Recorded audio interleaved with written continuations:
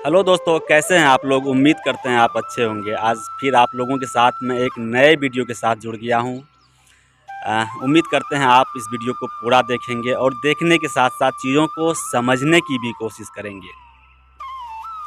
दोस्तों, कहते हैं कि हमें आज़ादी कैसे मिली, इन बातों को समझने से ज़्यादा महत्वपूर्ण मायने रखता है कि हम गुलाम कैसे हो गए आखिर।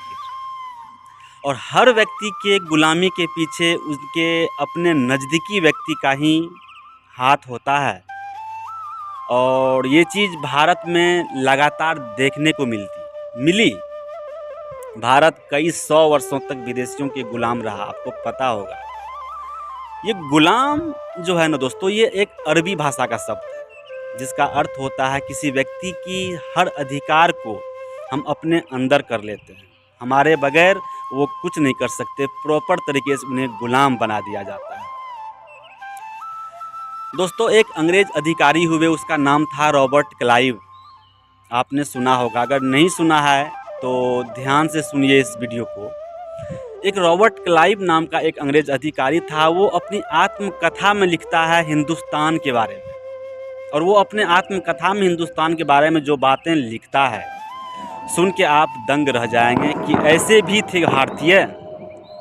वो अपने आत्मकथा में लिखता है कि जब मैं हिंदुस्तान को गुलाम बनाने के लिए पहली बार युद्ध किया, और युद्ध विजय के बाद जब मैंने विजय जुलूस निकाला, विजय पताखा लहराने के लिए जब विजय जुलूस निकाला, तो तत्कालीन मौजूद हिंदुस्तानी लोग उस जुलूस को देखकर तालियां बजा रहे थे। समझने की चीज़ है, गौर कीजिएगा इनके बातों पर। रॉबर्ट क्लाइव ने जो अपनी आत्मकथा में लिखी है, बहुत सोचने वाली बात है। कहते हैं उस जुलूस को देखकर तत्कालीन जो भारतीय थे वो तालियां बजा रहे थे, यानी अपने ही हिंदुस्तान के राजा की पराजय पर वो खुशी मना रहे हैं। और सिर्फ खुशी नहीं मना रहे हैं, तालियां नहीं बजा रहे हैं, बल्कि तालियों से वो हमारा स्वागत भी कर रहे हैं। इसके बाद आगे लिखता है रॉबर्ट क्लाइव, उस समय तत्कालीन हिंदुस्तान में जितने भी लोग थे, अगर वो एक एक पत्थर मार करके भी अंग्रेज़ों को भगाने की कोशिश करते तो शायद 1700 ईस्वी में ही भारत आज़ाद हो जाता। लेकिन ऐसा नहीं हुआ, क्योंकि 1700 ईस्वी में आज़ादी मिलने का मतलब था कि अंग्रेज़ों को खदेड़ देना। लेकिन रॉबर्ट क्लाइव यह भी लिखता है कि उस समय अगर एक एक पत्थर भी मार देता तो हम हार जाते, क्योंकि हमारे पास मात्र 3000 ही अंग्रेज सैनिक थे। हमें लगता है आज भी भारत में बहुत ऐसे लोग हैं जो तन से तो भारतीय हैं, लेकिन मन उनका अंग्रेज है। तो सोचने की ज़रूरत है, आपको समझने की ज़रूरत है। आपके आगे पीछे कैसे कितने ऐसे अंग्रेज हैं जो शरीर से तो भारतीय हैं लेकिन माइंड से अंग्रेज हैं। आपके कामयाब होने पर कितने लोग आपसे दुखी होते हैं, कितने लोग खुशी होते हैं, यह चेहरे को देखकर नहीं भांपा जाता दोस्तों। कहते हैं जो चीज़ें दिखती है वो तो सारी दुनिया को दिखती है। आप अपने अंदर वो शक्ति पैदा कीजिए, वो पावर को डेवलप कीजिए जो न दिखे उसे भी आप देख पाएँ, जिसको आप आत्मज्ञान के बल पर देख सकते हैं, त्रिनेत्र के आधार पर आप उन्हें देख सकते हैं।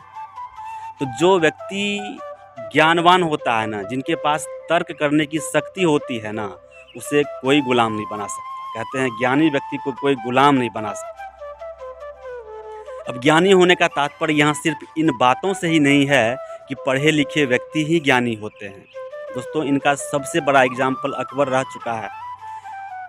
निरक्षर होने के बावजूद भी वह महान शासकों की श्रेणी में आता है। आज उनके इतिहास को हम लोग पढ़ते हैं, लेकिन हमारे इतिहास में कभी ये नहीं पढ़ाया गया कि हम गुलाम कैसे हो गए। आज़ादी की कहानी पढ़ाते रह गए, पढ़ते रह गए, लेकिन गुलामी के पीछे क्या हम भारतीयों की रवैया थी, कैसे कैसे भारतीय के बीच ऐसे अंग्रेज छुपे थे भारतीय रूप में, उनको हमने नहीं पहचान पाया। अगर आप भी अपने ज़िंदगी में कामयाबी हासिल करना चाहते हैं, एक अच्छी लाइफ जीना चाहते हैं ना, तो आपके पीछे कितने ऐसे अंग्रेज हैं उन्हें पहचानने की ज़रूरत है, उनसे बच के रहने की ज़रूरत है। कहने का तात्पर्य मेरा सिर्फ इतना सा है दोस्तों, अगर आपकी कोई तारीफ़ करता है तो वहाँ खुशी होने की ज़रूरत नहीं है। तारीफ़ करने के बाद आपको सतर्क होना चाहिए, क्योंकि तारीफ़ करना इस बात का सूचक है कि वह किसी न किसी रूप में आपका इस्तेमाल करने वाला है। तो हर किसी की तारीफ़ पर आप खुशी न मनाएं, बल्कि उनको समझने की कोशिश करें। आप सतर्क रहने की कोशिश करें, फिर आपको इस दुनिया की कोई शक्ति गुलाम नहीं बना सकती। आप हमेशा आज़ाद और स्वतंत्र रहेंगे। जहाँ हैं जहीं हैं, जिस जगह पर हैं वहीं पर अपनी स्वतंत्रता के साथ जीना ही व्यक्ति की असली मौलिक अधिकार होती है, असली मौलिकता होती है, असली कर्तव्य होता है, और हमें इन चीज़ों का पालन करना चाहिए। तो हम उम्मीद करते हैं कि आज की आपको रॉबर्ट क्लाइव की जो ये आत्मकथा थी, रॉबर्ट क्लाइव की आत्मकथा समझ में आई होगी। आखिर रॉबर्ट क्लाइव आत्मकथा में इस बात को लिखकर भारतीयों को क्या साबित करना चाहते हैं? वह भारतीयों को खुद कहते जब घर के लोग आपस में उलझते हैं ना, तो इनका फ़ायदा उठाने के लिए कोई तीसरा लोग तैयार हो जाता है। इसी प्रकार जब जब भारत के बीच आपसी मतभेद हुआ, उस मतभेद का फ़ायदा उठाने का काम हमेशा अंग्रेज़ किए हैं। उसी कॉन्सेप्ट को आप अपने परिवार, अपने समाज में भी अप्लाई कर सकते हैं।